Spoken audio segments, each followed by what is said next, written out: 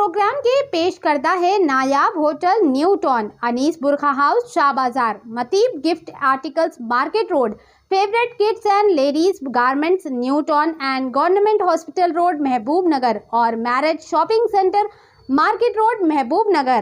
इस वीडियो के पेश करता है नायाब hotel Ramzan special mutton hurries new town महबूब नगर। इस वीडियो को पेश करता है Qadri hotel Ramzan special mutton haleem महबूब नगर। अस्सलाम वालेकुम रहमतुल्लाहि वबरकातुहू। हज़रात गिरामी, तफसीर कुरान हकीम व तर्जुमा तशरीह तलखीस तफसील बयान की जा रही है। आज 16वां रुकू आप हज़रात के सामने पेश खिदमत है। हमारे साथी मुफस्सिर कुरान हज़रत अल्लामा अलहाज मुफ्ती सैयद सादिक़ साहब क़िबला अनवारी अशरफ़ी मद्दज़िल्लहु नूरानी मौलवी कामिल हदीस जामिया जामिया बीजापुर कर्नाटक का मैं तलखीस व तस्हील ज़बानी असदुल उलमा तनवीर सहाफ़त मौलाना मोहम्मद मोहसिन पाशा अंसारी क़ादरी नक्शबंदी मुजद्दिदी मौलवी कामिल हदीस जामिया जामिया जनरल सेक्रेटरी सुन्नी उलमा मशाइख़ बोर्ड पेश करने की सादत हासिल कर रहा हूँ। 16वां पारा जिसकी इब्तिदा क़ाला अलम कुरान पाक के सूरत का जो पारा नाम है क़ाला अलम है। इस पारे में 17 रुकू और 269 आयतें हैं। इस पारे का आगाज़ अऊज़ु बिल्लाहि मिनश शैतानिर रजीम बिस्मिल्लाहिर रहमानिर रहीम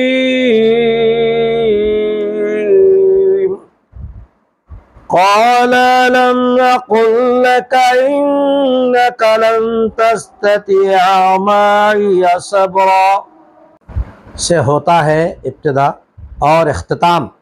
क़ुल कुल्लुन मुतरब्बिसुन फतरब्बसू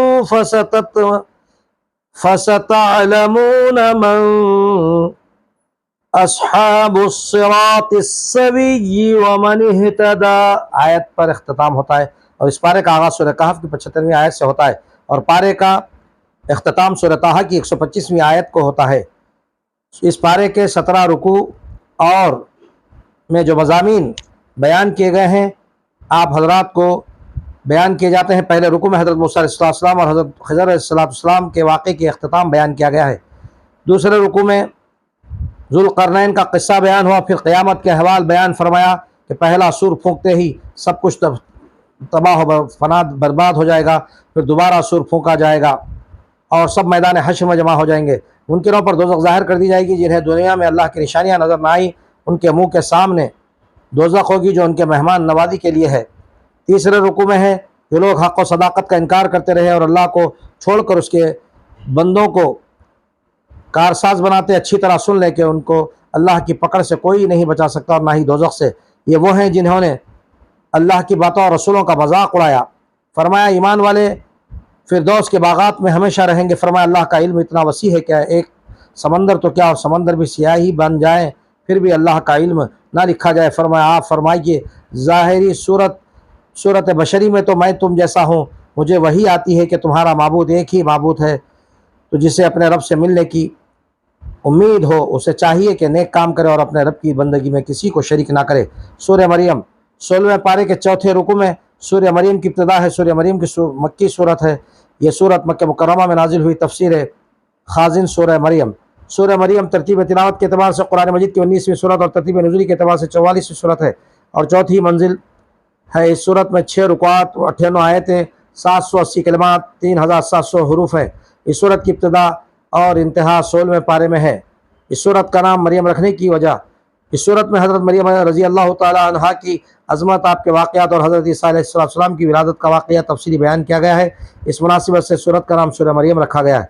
सूरह मरियम से मुतालिक अहादीस नबी सल्लल्लाहु अलैहि वसल्लम जब चंद मुसलमानों ने हबशा की तरफ हिजरत की तो कुफ़ार मक्का ने तहाइफ देकर अपने 2 नुमाइंदे हबशा को भेजे ताकि वो इन मुसलमानों को वहाँ से वापस ले आएँ। जब वो हबशा के बादशाह नज्जाशी के दरबार में पहुँचे और उसके सामने अपने आप आने का मकसद बयान किया तो उसने कहा कि मैं पहले इन मुसलमानों का मौक़िफ़ मालूम कर लूँ। चुनाचे मुसलमानों को जब उसके दरबार में बुलाया गया और हज़रत जाफ़र बिन अबू तालिब रज़ी अल्लाह ताला अन्हु से उसकी गुफ्तगू हुई तो उसने कहा کیا آپ کے پاس اس کلام کا کوئی حصہ ہے جو اللہ تعالیٰ کی طرف سے نازل ہوا؟ حضرت جعفر رضی اللہ تعالیٰ نے فرمایا ہاں ہے۔ پھر اس کے سامنے آپ رضی اللہ تعالیٰ نے سورہ مریم کی تلاوت کی۔ حضرت ام سلمہ رضی اللہ تعالیٰ عنہ فرماتی ہیں اللہ عز و جل کی قسم، نجاشی سورہ مریم سن کر اتنا رویا کہ اس کی داڑھی بھیگ گئی، اور اس کے دربار میں موجود لوگ جن کے سامنے مصاحف کھلے ہوئے تھے اتنا روئے کہ ان کے مصاحف بھیگ گئے۔ پھر نجاشی نے کہا بے شک یہ دین اور جو دین حضرت موسیٰ علیہ السلام لے کر آئے ہیں یہ ایک ہی ہے، طاق سے نکلے ہیں۔ اور کفار کے نمائندوں سے کہا تم لوگ یہاں سے چلے جاؤ، خدا کی قسم میں کبھی بھی انہیں تمہارے حوالے نہیں کروں گا۔ مسند احمد۔ حدیث جعفر ابن ابی طالب وہو حدیث الحجرہ، اور دوسرا حضرت ابو مریم غسانی رضی اللہ تعالیٰ عنہ فرماتے ہیں میں نے نبی کریم صلی اللہ تعالیٰ وسلم کی بارگاہ میں حاضر ہو کر عرض کی یا رسول اللہ صلی اللہ تعالیٰ علیہ وسلم، آج رات میرے ہاں لڑکی ولادت ہوئی ہے۔ حضور پرنور صلی اللہ تعالیٰ علیہ وسلم نے ارشاد فرمایا آج رات مجھ پر سورہ مریم نازل کی گئی، تم اس کا نام مریم رکھو۔ سبحان اللہ۔ چنانچہ اس لڑکی کا نام مریم رکھا گیا۔ معجم کبیر ابو مریم الغسانی 16ویں پارے کے 4 رکوع میں حضرت زکریا علیہ السلام کا تذکرہ بیان فرمایا جو اللہ کے نبی اور عبادت گزار بندے تھے۔ حضرت زکریا علیہ السلام جو ضعیفی کی عمر کو پہنچ چکے تھے اپنے رب سے دعا کرتے ہیں کہ میری عورت بھی بانجھ ہے، مجھے اپنے پاس سے ایک وارث اور کام سنبھالنے والا بخش دے۔ دعا قبول ہوئی اور اللہ تعالیٰ نے انہیں حضرت یحییٰ علیہ السلام جیسا فرما بردار اور پاکیزہ فطرت والا بیٹا عطا فرمایا۔ 5ویں رکوع میں فرمایا حضرت مریم رضی اللہ تعالیٰ عنہ کا ذکر بیان ہوا جو ایک باحیا اور پاک دامن باخدا خاتون تھی جنہیں اللہ تعالیٰ نے بغیر شوہر کے معجزاتی طور پر حضرت عیسیٰ علیہ السلام جیسا جلیل القدر نبی فرزند عطا فرمایا۔ لوگوں نے حضرت مریم رضی اللہ تعالیٰ عنہ پر تعجب کیا تو گود سے بچے نے جواب دیا میں اللہ کا بندہ ہوں، مجھے کتاب دی گئی ہے اور نبی بنایا گیا ہے اور خیر و برکت لایا ہوں، مجھے حکم دیا گیا ہے نماز اور زکوٰۃ کا اور اپنی ماں کی فرما برداری اور خدمت گزاری کا، اور اللہ کا مجھ پر سلام ہے جس دن میں پیدا ہوا اسی دن میں مروں گا اور پھر دوبارہ زندہ کر کے اٹھایا جاؤں گا۔ فرمایا صرف اللہ تبارک و تعالیٰ کی بندگی کرو، وہی سیدھی راہ ہے۔ قرآن آج تم کو متنبع کرتا ہے کہ اس کی ہدایت کی پیروی کرو ورنہ قیامت کو پچھتاؤ گے۔ 6ویں رکوع میں فرمایا کہ حضرت ابراہیم علیہ السلام سچے نبی تھے، انہوں نے عقیدہ توحید کی خاطر اپنے باپ چچا آزر جو بت پرست تھا سے بھی قطع تعلق کر لیا۔ باپ نے سنگساری کی دھمکی دی۔ حضرت ابراہیم علیہ السلام توحید پرستی کے جرم میں گھر، قوم، وطن عراق چھوڑ کر ملک شام کے علاقے کنعان میں چلے گئے، جہاں اللہ نے انہیں حضرت اسحاق علیہ السلام اور حضرت یعقوب علیہ السلام جیسی اولاد عطا فرمائی اور دونوں کو نبی بنایا۔ 7ویں رکوع میں فرمایا پھر حضرت موسیٰ علیہ السلام کا ذکر کیا کہ وہ میرے چنے ہوئے نبی اور پیغمبر تھے جن کو کوہ طور کی دائیں جانب بلا کر راز کی باتیں بتلائیں اور ان کو مدد کے لیے ان کے بھائی حضرت ہارون علیہ السلام کو نبی بنا کر ساتھ کر دیا۔ فرمایا حضرت اسماعیل علیہ السلام وعدے کے سچے نبی تھے اور گھر والوں کو نماز اور زکوٰۃ کا حکم دیتے تھے۔ پھر حضرت ادریس علیہ السلام کا ذکر آیا اور سچے نبی تھے۔ فرمایا کہ لوگ ہیں جنہیں نبی بنایا اور جن پر خاص انعام کیا، جب انہیں ہماری آیات پڑھ کر سنائی جاتی ہیں تو ان کے دل پر گہرا اثر ہوتا ہے کہ آنکھوں سے بے اختیار آنسو جاری ہو جاتے ہیں اور ہمارے سامنے سجدے میں گر پڑتے ہیں۔ السجدہ 5ویں سجدے تلاوت۔ قرآن مجید میں جو 14 سجدے تلاوت ہیں اور سورہ مریم کی آیت نمبر 58 میں 5واں سجدے تلاوت ہے جس کی تلاوت کے بعد سجدہ کرنا واجب ہے۔ فرمایا پھر وہ آئے جو اپنی خواہشات کی پیروی میں نماز کھو بیٹھے، قیامت کا انکار کیا، شرک کے مرتکب ہوئے، پھر جس نے توبہ کی اور نیک عمل کیے وہ بہشت میں جائیں گے۔ فرمایا کہ جنت کے وارث پرہیزگار ہیں، پس تو اسی کی بندگی کرو اور بندگی پر قائم رہو۔ 8ویں رکوع میں فرمایا بعض لوگ تعجب کرتے ہیں کہ کیا مجھے دوبارہ زندہ کیا جائے گا؟ فرمایا جس نے پہلے بنایا وہ دوبارہ بھی زندہ کر سکتا ہے۔ فرمایا شیطان کے ہمراہی ایک جگہ جمع کیے جائیں گے اور انہیں گھٹنوں کے بل جہنم کے گرد گرا دیں گے۔ ہر برائی کے قائد و پیشوا کو الگ کر کے زیادہ سزا دی جائے گی۔ صاحبان تقویٰ جنت میں داخل کیے جائیں گے۔ فرمایا گمراہیوں کو مقررہ مدت کے لیے مہلت دی جاتی ہے جس کے بعد عبرتناک سزا دنیا اور آخرت میں دی جاتی ہے۔ یہ اللہ کی آیات اور احکامات کا مسلسل انکار کرنے والے ہیں۔ 9ویں رکوع میں فرمایا کہ اللہ کے منکرین پر شیطان مسلط کر دیے جاتے ہیں جو انہیں ہر وقت برائی کی طرف اکساتے ہیں اور مہلت ختم ہونے تک ایک ایک لمحہ پورا ہوتا ہے، پھر اعمال کی سزا بھگت دیں گے۔ فرمایا سفارش کی اجازت صرف اللہ کے مقبول بندوں کو ہوگی۔ جو نادان گستاخی کرتے ہیں کہ اللہ صاحب اولاد ہے، نعوذ باللہ من ذالک، تو یہ انہوں نے اللہ پر جھوٹ گھڑا ہے۔ فرمایا اللہ کا کوئی ہمسر نہیں اور بقا صرف اللہ ہی کو ہے، جس نے قرآن کریم کو آپ صلی اللہ تعالی علیہ وسلم کی زبان میں اتار کر آسان فرمایا۔ دیکھ لو کہ نافرمانوں کی نسلیں تباہ ہو چکی ہیں اور ان کا کوئی وجود باقی نہ رہا۔ سورہ طٰہٰ 16ویں پارے کے 10ویں رکوع میں سورہ طٰہٰ کی ابتدا ہے۔ سورہ طٰہٰ مکی صورت ہے، یہ اس صورت مکہ مکرمہ میں نازل ہوئی ہیں۔ تفسیر خازن سورہ طٰہٰ ترتیب تلاوت کے اعتبار سے قرآن مجید کی 20ویں صورت اور ترتیب نزول کے اعتبار سے 45ویں صورت ہے اور چوتھی منزل ہے۔ اس صورت میں 8 رکوعات اور 135 آیتیں، 1641 کلمات اور 5242 حروف ہیں۔ اس صورت کی ابتدا اور انتہا 16ویں پارے میں ہے۔ سورہ طٰہٰ نام رکھنے کی وجہ طٰہٰ نبی کریم صلی اللہ تعالی وسلم کے مبارک ناموں میں سے ایک نام ہے، اور اس صورت کی ابتدا میں آپ صلی اللہ تعالی علیہ وسلم کو اس نام سے ندا کی گئی اور اسی مناسبت سے اس سورہ کا نام طٰہٰ رکھا گیا۔ سورہ طٰہٰ کے فضائل میں ہے حضرت معقل بن یسار رضی اللہ تعالیٰ عنہ سے روایت ہے، حضرت پرنور صلی اللہ تعالی علیہ وسلم نے ارشاد فرمایا، مجھے سورہ بقرہ ذکر سے عطا کی گئی، سورہ طٰہٰ، سورہ طور حضرت موسیٰ علیہ السلام کی تختیوں سے عطا کی گئی، سورہ فاتحہ اور سورہ بقرہ کی آخری آیتیں عرش کے نیچے موجود خزانوں سے عطا کی گئی ہیں، اور مفصل صورتیں اضافی دی گئی ہیں۔ معجم الکبیر باب المیم ابو الملیح بن اسامۃ الحضلی عن معقل بن یسار۔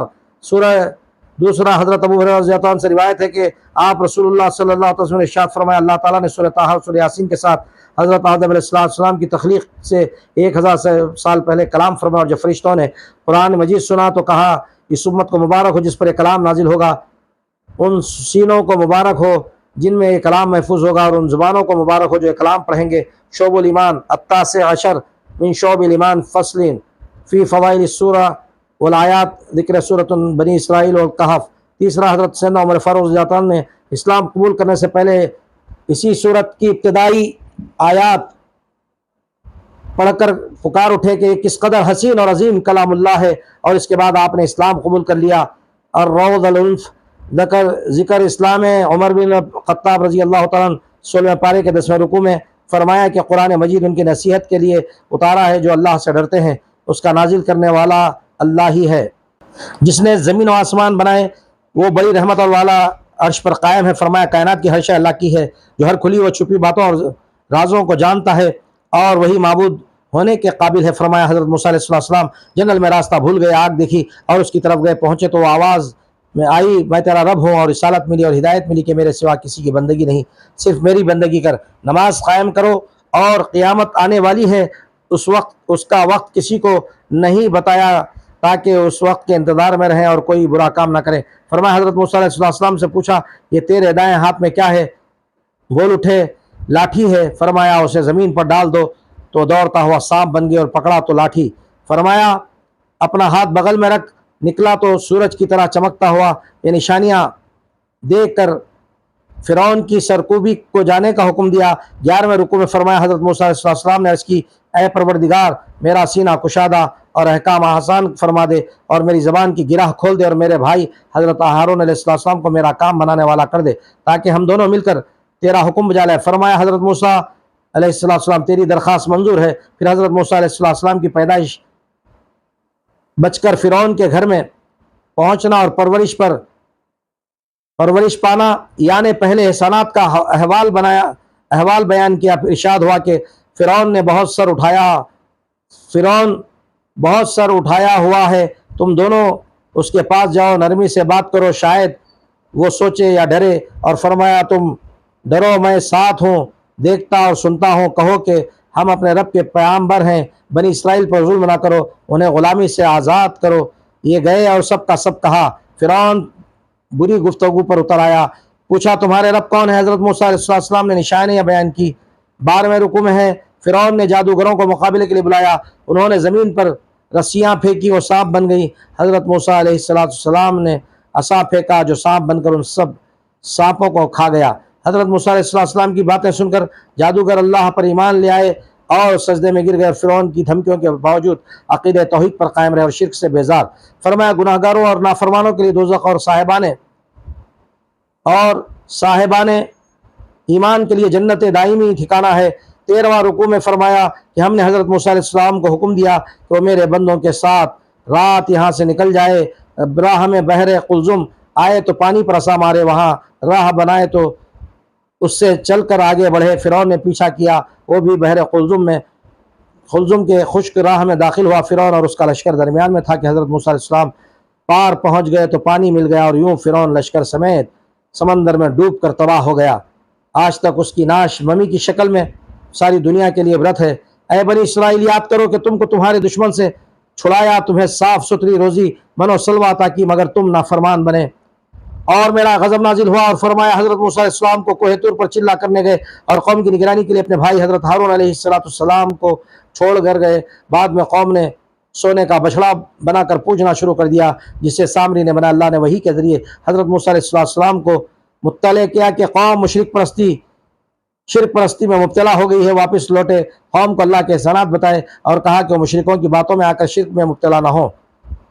14ویں رکوع میں ہے، حضرت ہارون علیہ السلام نے بھی قوم کو سمجھایا کہ حقیقی پروردگار صرف تمہارا رب ہے، تم کیوں بہک گئے ہو؟ لیکن وہ نہ مانے۔ سامری سے پوچھا تو اس نے کہا کہ میں نے ایک مٹھی مٹی کو فرشتے کے پاؤں کی راہ لی، پھینک دی، اور قوم سے کہا کہ معبود تو صرف اللہ ہی ہے۔ 15ویں رکوع میں فرمایا اللہ پہاڑوں کو اڑا دے گا اور زمین کو صاف میدان میں بدل دے گا۔ اس دن رحمان کے ڈر سے سب کی آوازیں پست ہوں گی، اور کسی کی سفارش کام نہ آئے گی مگر جسے اللہ نے اجازت دی۔ اس دن سب اس کے آگے جھکے ہوں گے، ایمان والوں کو کوئی خوف نہ ہوگا۔ فرمایا کہ ہم نے قرآن عربی زبان میں نازل کیا اور اس میں باتیں پھیر پھیر کر سنائی تاکہ ہدایت پائے۔ اللہ ہی عالی مرتبت و بادشاہ حقیقی ہے، بس اسی کے آگے دعا مانگو کہ میرے علم دین میں فراوانی اور زیادتی عطا فرمائے۔ 16ویں رکوع میں فرمایا حضرت آدم علیہ السلام کو سجدہ کرنے کا حکم اور ابلیس کا انکار۔ پھر حضرت آدم علیہ السلام کو ایک کام سے منع کیا گیا، لیکن وہ ابلیس کے بہکاوے میں آئے اور بھول کے نتیجے میں جنت چھوڑنا پڑا۔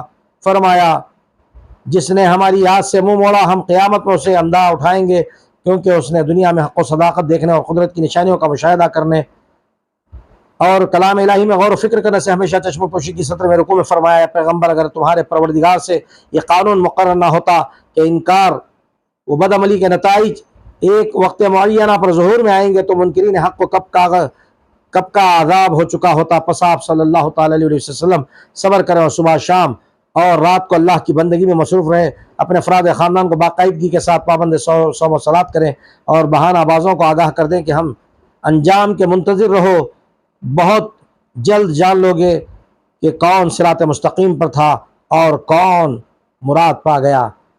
وصلی اللہ تعالی وسلم علی نبی وعلی آلہ وصحبہ ازواجہ برحمتک یا ارحم الراحمین۔